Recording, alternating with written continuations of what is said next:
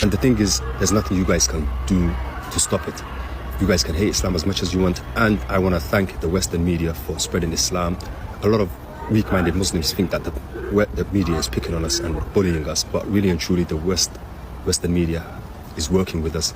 They have succeeded in spreading Islam.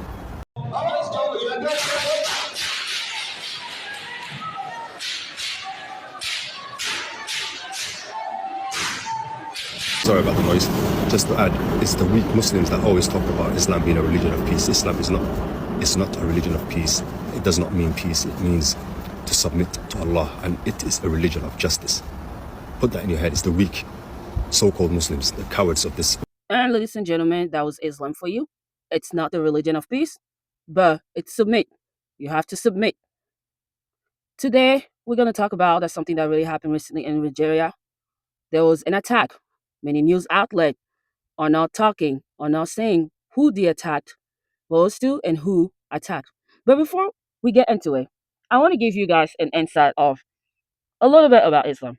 So number one, jihadist groups, particularly Boko Haram and Fulani militant, have been responsible for numerous attacks on churches and Christian community in Nigeria, leading to significant violence, loss of life, and attacks on churches and kidnappings as well. These attacks are part of a broader pattern of religious violence in the country, where Christians are often targeted for their faith. I will show you an example to what I mean. Take a look at this video that happened recently. It just been a couple days ago, where a church was attacked by an extremist Muslim man. Some say they're a group of men from the Fulani group. But take a look and I'll comment after what do I mean. Warning, this video is a bit graphic. Viewers' discretion advised. As you can see, there are people that are in church, they're worshiping, and all of a sudden they hear a sound, gunshot, if you listen to the full video with the audio in it, and they're hiding. Some people are going to a room on the right. They're hiding, they're looking for a safe place to hide, and then we see a couple gunmen who I would say they're probably from the Fulani tribe or they're street jihadists. They're getting there. We see another one with a weapon, and people are fleeing where they were hiding. They're looking for another place to go. And we see him holding a weapon, pointing it at people. If you take a look at it closely, and he's even putting it on his back. And we see another person with a gun trying to barge into that door, into that room where people were at. And we also see a couple men right there stealing items that belongs to the church members. They're searching through the church members' items.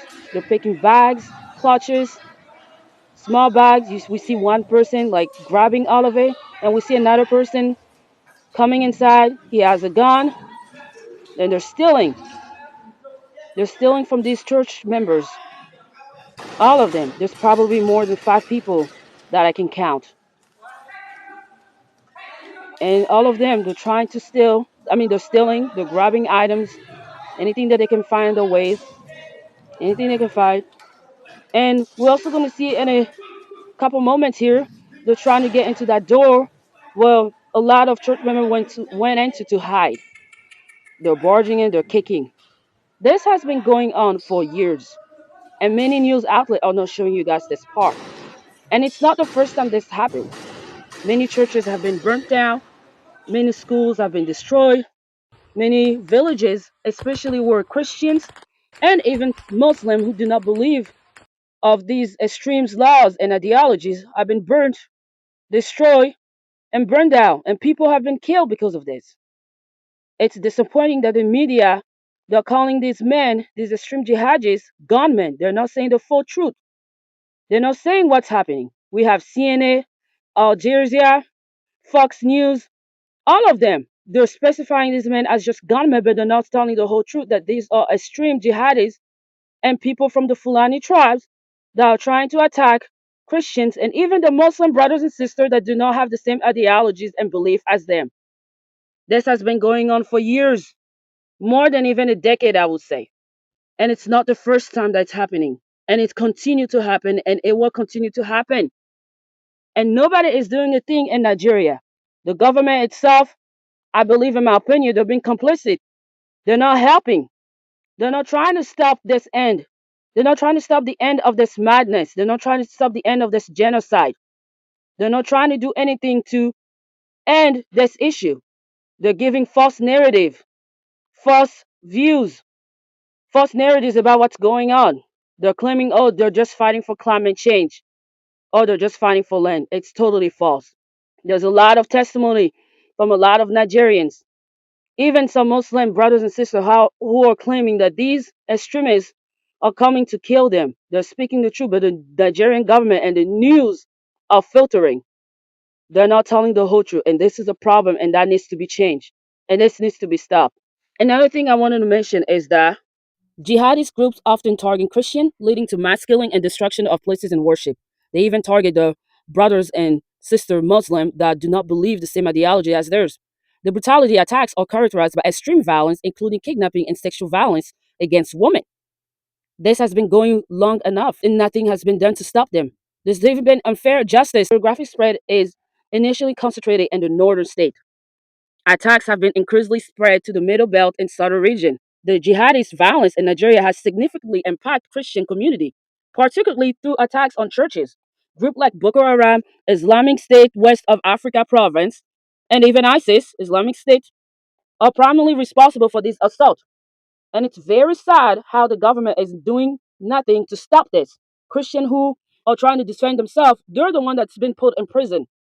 They're the one that's getting trial. But the ones that are doing the attack, there's not any justice. The ones that are killing others, that are assaulting others, that are hurting the community, the country, they're walking out free, and nothing has been done to prosecute these men. Pray for Nigeria.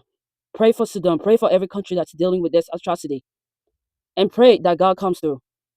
Because it's sad that there's a government that's willing to do nothing, and they're just giving excuses, lies, and they're not hearing the cries of the people, of the nations.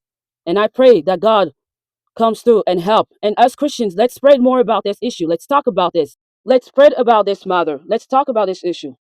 These are, even if they live from another nation, they're still our brothers and sisters.